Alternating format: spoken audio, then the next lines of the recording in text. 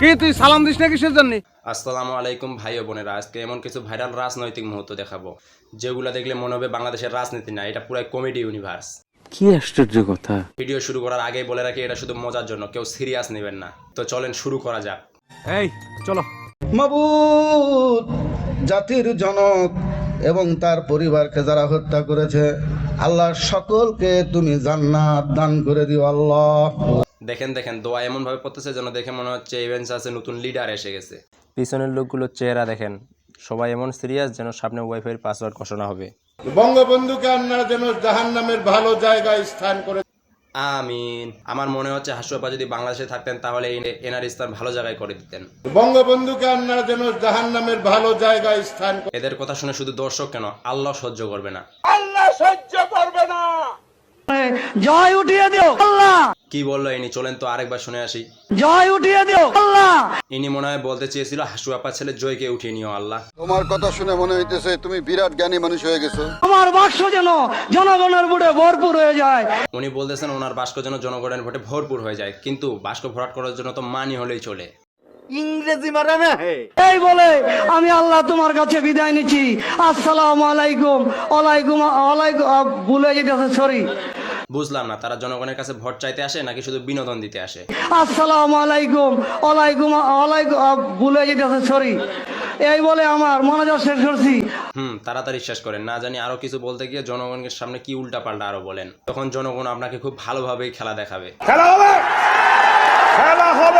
আপনারা যে খেলাটা দেখালেন তা দেখেই মোশাররফ ভাইয়ের বুক ব্যথা করতেছে, বুকে ব্যথা করতেছে। আর এদিকে মাস্ক পরা কাকা তাদের কথা ভেবে তাদের কথা একবারও ভাবলো না। তার জিহ্বা উল্টাছে না, তাই সে অমানবিক কথাটি বলতে পারতেছে না। এই অমানবিকতা অমানবিক আমি তো কিছুই বুঝতাম পারতেছি না। জিবাট কেমন অনামিক অনামিক অনামিক যা বুঝবার আমি বুঝে গিয়েছি। অমানবিক।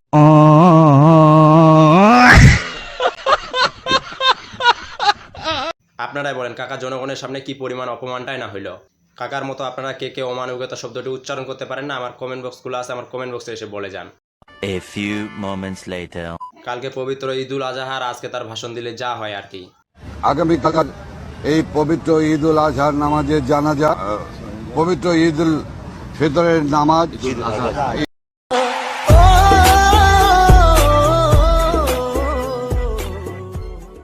কাকা আমরা বুঝতে পারছি যে আপনি অনেক আনন্দে আছেন, কিন্তু পবিত্র ঈদুল আজহা অনুষ্ঠিত হবে এটা বললেই তো হয়। পবিত্র ঈদুল আজহার নামাজ অনুষ্ঠিত হবে। এই স্বাধীনতার মাসে খালেদা জিয়াকে এক মুহূর্ত ক্ষমতায় দেখতে চাই না।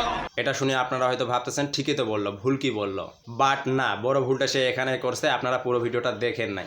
এই স্বাধীনতার মাসে খালেদা জিয়াকে এক মুহূর্ত ক্ষমতায় দেখতে চাই না।